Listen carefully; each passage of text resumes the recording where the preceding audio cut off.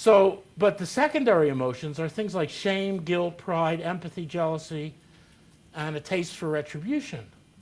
Shame, when I say it's physiological, what I mean is, as far as we know, in every society that's ever been studied, people know what shame is and they experience it and they can talk about it, etc. So it's universal, and it has the same physiology everywhere, the same behavior everywhere, which is you perspire, you put your eyes down, you breathe shallowly, you turn red, blush. All of these are shame, and they're the same everywhere. So we're physiologically predisposed to feel shame. And I have no doubt in my mind, but go back through the history of our species, men and women who did bad things and felt ashamed were forgiven. And they went on to have more babies. And men and women who didn't feel ashamed, didn't know what the hell you're talking about. You know? I mean, look at some of these trials of serial killers. And they say, he stood there without any emotion as they described how he carved up 7 people. Right? They say that. Well, why didn't he have any emotion? Not his fault. He didn't have it. It's just not in his brain to have that emotion.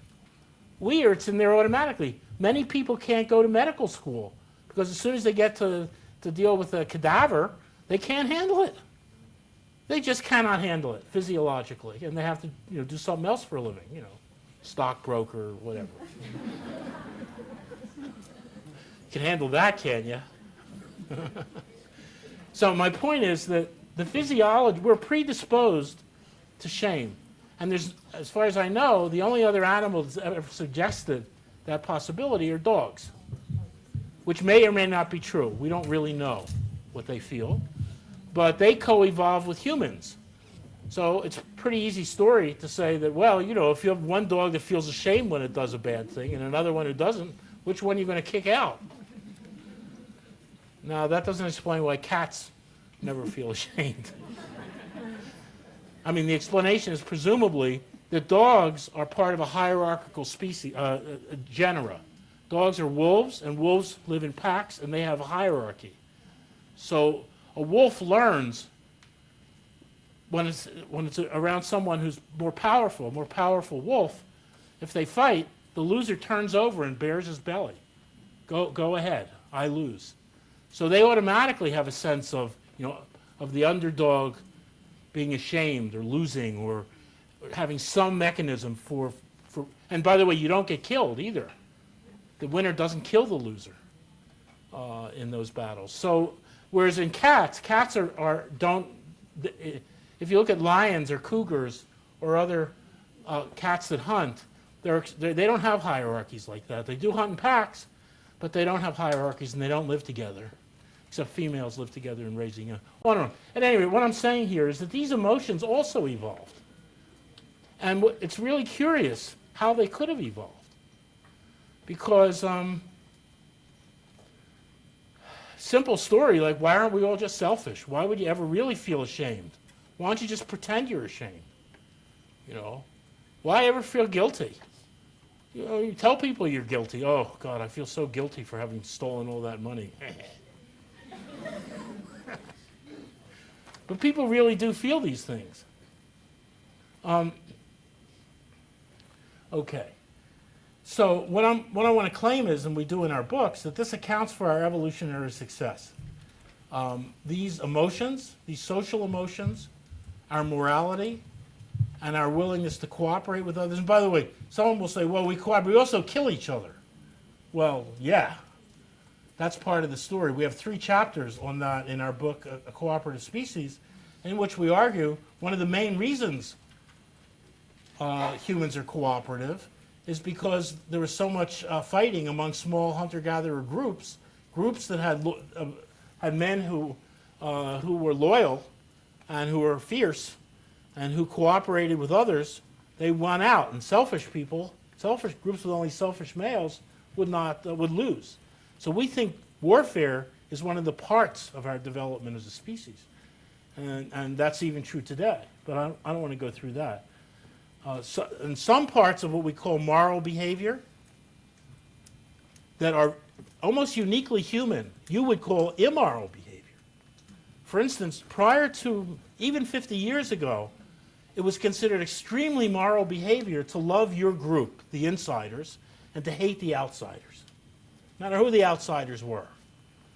It was that was the way you're supposed to be. I mean, if you love everybody, you're a traitor. You're a traitor to your people. And even persecuted people, they hate the other people who are a little more persecuted than them. It's only in the past 50 years that we've developed a morality which says, no, you should really, the outsiders are people just like you, we're all in this together, etc., etc. And even that breaks down very easily, as we see in any number of places around the world today. So this morality that we've been saddled with includes parts which can be very dangerous and really are in a way, in modern society, antisocial. Now I want to talk about human universals in my remaining 2 hours, or 2 minutes, or whatever it is, I don't know. 5:30, yes. How do we know? Why am I so confident that people have a common morality? In other words, our morality is not like our language. We all have different languages. But we basically have a common morality except over a few things. And those few things you might think are very important, and I agree. But there's still a small number of things. Here is a statement, definition. Human universals comprise those features of culture, society, language, behavior, and psyche for which there are no known exceptions. I would say very few known exceptions. And this is Donald Brown in his wonderful book, Human Universals, 1991. Now, this is an anthropologist. Anthropologists think in terms of thousands of societies around the world. They have ethnographies of thousands of societies. So the evidence we have for this comes from, little societies, and these societies are very small, often hunter-gatherer groups, or ethnically linked networks, such as the Machiganga in Central America. There are lots of them, so you can really study these. What do we find? First, all humans have a notion of character virtues. And to me, these are the highest form of human morality. A character virtue is something like honesty, courage, trustworthiness, generosity, compassion. They're human qualities which are highly valued. They're pro-social. There's nothing like loyalty and bravery. Those are also character virtues. And they're recognized all over. All human beings value honesty. That doesn't mean everybody's honest all the time, by any means. It just means that it's a common value. It's expressed in every known society. Institutions, family, marriage, sexual fidelity, sexual jealousy. Every single society we know of. Now, of course, you can have polygamy or polygyny, but you do not find societies with 34 men and 34 women all indiscriminately married to each other and taking care of their 932 children. So there are families. People know what families are. Sexual fidelity is important, even if you have 3 wives. You got to be faithful to your 3 wives. All 3 of them. And sexual jealousy is, of course, the basis for probably 50% of the homicide in hunter-gatherer societies. You don't want to mess around there. You better go to Paris if you want to mess around. Don't go to some place where they're going to hoist you up in the middle of the night. Privacy, personal property, all of these are universal human institutions. Territoriality, this is mine. You can see it in little kids. I once did a study of this. Little kids spontaneously understand that there are areas that this is not mine, this is the other guy's. Even in little kids. And as I said, shame, guilt, and the like. There are also conventional uniformities, universalities, such as taboo against cursing, which is interesting because we would think of anything, it must be purely cultural, the cursing. It must be purely cultural because what words you use, they're just from one culture to another. It's not. Cursing, it's a universal taboo against cursing. And by the way, groups, like young people, when they curse all the time, when I hear people cursing all the time, I don't think, oh, that's just their culture. I think they're a-holes. That's what I think.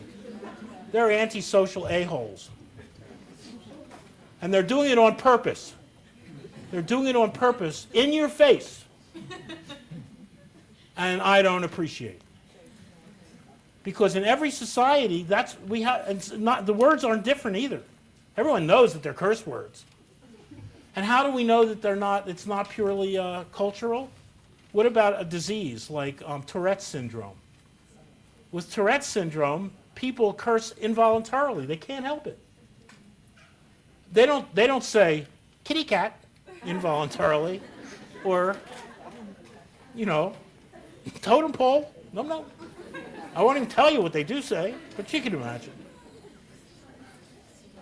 So what I'm saying is the idea of cursing is part of our genetic structure. And when it gets screwed up a bit, you can see even the biological side of it come out. Prestige derived from talent in speech, music, and dance. Death rituals and mourning. All of these are universal. Now, I'm going to finish up on this in a minute. I just want to say, what is not universal? Well, some things are not. For instance, gender equality is very important in our society, but it would be weird in many other societies. That does not mean, by the way, that in hunter-gatherer societies men beat up women. They don't.